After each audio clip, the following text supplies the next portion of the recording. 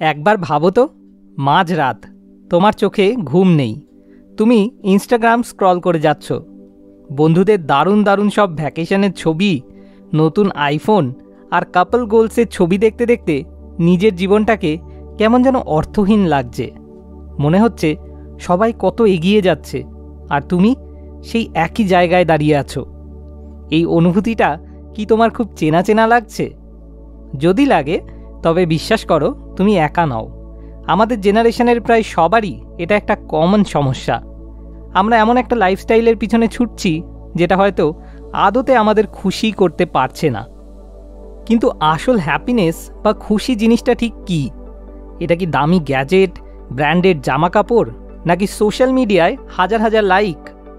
Washington পোস্টের একটা report বলছে আমেরিকার সবচেয়ে খুশি মানুষরা কিন্তু কর্পোরেট জগতের বড় বড় পদে থাকা লোক নন, বরং তারা হলেন জঙ্গলে কাজ করা কর্মী, কৃষক বা এমনকি নির্মাণ কর্মী।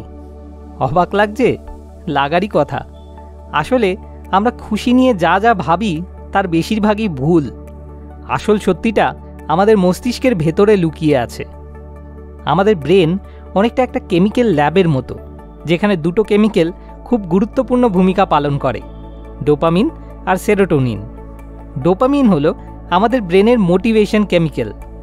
যখন তুমি কোনো নোটিফিকেশন দেখো বা অনলাইনে শপিং করো, তখন এই ডোপামিনই তোমাকে একটা সাময়িক আনন্দের অনুভূতি দেয়। এটাকে প্লেজার বা ক্ষণস্থায়ী আনন্দ বলা যেতে পারে। সমস্যা হলো এই ডোপামিন আমাদের একটা ফাঁদে ফেলে দেয়, যার নাম হেডনিক ট্রেডমিল।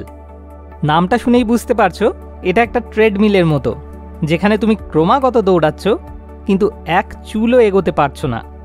মানে তুমি যত বেশি এই ধরনের আনন্দের পিছনে ছুটবে, তোমার আনন্দের বেসলাইন তত বেড়ে যাবে। ফলে পরের বার একই পরিমাণ আনন্দ পেতে তোমাকে আরও বেশি কিছু করতে হবে, কিন্তু আদতে তুমি আগের চেয়ে বেশি খুশি হবে না। অনেকটা একতরফা ভালোবাসার মতো, যেখানে একটা ছোট্ট ভালো লাগার মুহূর্তের জন্য আমরা দিনের পর দিন ছুটে বেড়াই, কিন্তু আদতে কোনো শান্তি পাই না। অন্যদিকে আছে সেরোটোনিন। এটা হলো আমাদের ব্রেনের হ্যাপিনেস বা খুশির কেমিক্যাল। সেরোটোনিন আমাদের মনে একটা শান্ত, স্থির এবং পরিপূর্ণতার অনুভূতি এনে দেয়। এটা কোনো উত্তেজনা বা সাময়িক আনন্দের ব্যাপার নয়, বরং এটা একটা দীর্ঘস্থায়ী ভালো থাকার অনুভূতি। যখন তুমি বন্ধুদের সঙ্গে মন খুলে আড্ডা দাও বা পরিবারের সঙ্গে সময় কাটাও, তখন এই সেরোটোনিন আমাদের ব্রেনে রিলিজ হয়। বিবর্তনের দিক থেকে দেখলে মানুষ যখন দলবদ্ধভাবে থাকত, তখন একে অপরকে সহযোগিতা করার জন্য এবং একসঙ্গে টিকে থাকার জন্য প্রকৃতি আমাদের ব্রেনে এই সেরোটোনিন সিস্টেম তৈরি করেছিল। হার্ভার্ডের একটা লম্বা গবেষণা বলছে আমাদের জীবনের সবচেয়ে বড় খুশির উৎস হলো আমাদের সম্পর্কগুলো। ভাবতে অবাক লাগলেও জাপানের মতো উন্নত দেশেও বহু মানুষ কর্পোরেট চাকরি ছেড়ে দিচ্ছেন। এর কারণ হলো সেখানকার টক্সিক কাজের পরিবেশ, একাকিত্ব এবং জীবনে উদ্দেশ্যের অভাব। তারা সেই হিডনিক ট্রেডমিলের মধ্যে ফেসে গেছেন, যেখানে টাকা আছে কিন্তু শান্তি নেই। তারা আসলে সেরোটোনিনের অভাবে ভুগছেন। তাহলে কি সফল হওয়াটা ভুল? একেবারেই না। ইলন মাস্ক বা বিল গেটসের মতো সফল মানুষদের দেখো, তারা শুধু টাকার জন্য কাজ করেন না, তাদের জীবনের একটা বড় উদ্দেশ্য বা পারপাস আছে। বিল গেটস তার উপার্জনের একটা বিশাল অংশ মানুষের ভালোর জন্য দান করে দিয়েছেন। যখন আমরা নিজের জন্য না ভেবে সমাজের জন্য বা অন্য মানুষের জন্য কিছু করি, তখন আমাদের ব্রেনে সেরোটোনিন রিলিজ হয়। এটাই আসল খুশি। তোমার জীবনের উদ্দেশ্য বা পারপাসকে ইলন মাস্কের মতো বিশাল হতে হবে না। পারপাস মানে হলো তোমার কাজটা কিভাবে অন্যের জীবনে একটু হলেও ভ্যালু অ্যাড করছে সেটা অনুভব করা। ধরো তুমি একজন ছাত্র, তোমার পারপাস হতে পারে শুধু ভালো রেজাল্ট করা না, বরং নতুন কিছু শিখে সেটা বন্ধুদের সহজ করে বুঝিয়ে দেওয়া। বা ধরো তুমি একটা ক্যাফেতে কাজ করো, তোমার পারপাস হতে পারে তোমার বানানো এক কাপ কফি দিয়ে কোনো এক অচেনা মানুষের দিনটা সুন্দর করে তোলা। এই ছোট ছোট কন্ট্রিবিউশনই আমাদের ব্রেনকে সেরোটোনিনের আসল খুশি দেয়। ভালো খবর হলো আমরা চাইলেই আমাদের ব্রেনকে রিওয়্যার বা নতুনভাবে প্রোগ্রাম করতে পারি। এর জন্য 3টে সহজ উপায় আছে। নাম্বার 1, শরীর চর্চা করো।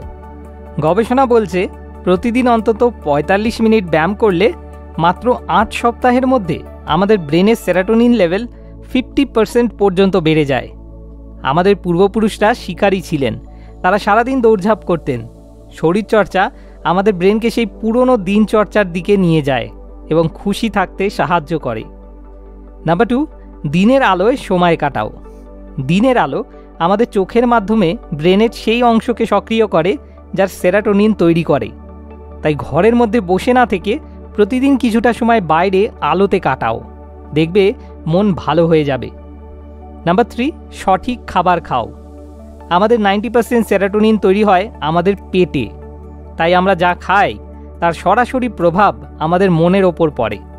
প্যাকেটজাত খাবার, অতিরিক্ত চিনি এবং রিফাইন্ড ময়দার বদলে প্রাকৃতিক এবং স্বাস্থ্যকর খাবার খেলে আমাদের পেটের ভেতরের ভালো ব্যাকটেরিয়াগুলো খুশি থাকে, যা সেরাটোনিন তৈরিতে সাহায্য করে।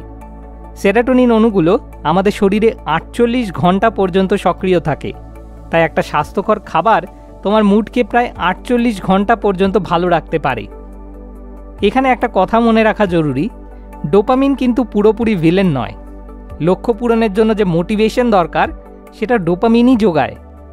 আসল চ্যালেঞ্জটা হলো ডোপামিনের ক্ষণস্থায়ী আনন্দের পিছনে না ছুটে সেরাটোনিনের দীর্ঘস্থায়ী শান্তির সঙ্গে তার একটা ব্যালেন্স তৈরি করা।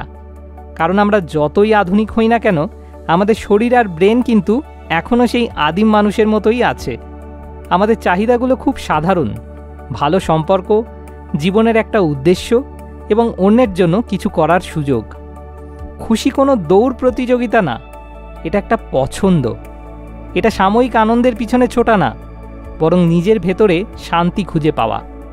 তো পরের বার যখন মাঝরাতে ইনস্টাগ্রাম স্ক্রল করতে করতে নিজেকে একা মনে হবে, তখন ফোনটা পাশে রেখে একটু ভাববে, কোনটা তোমার আসল প্রয়োজন?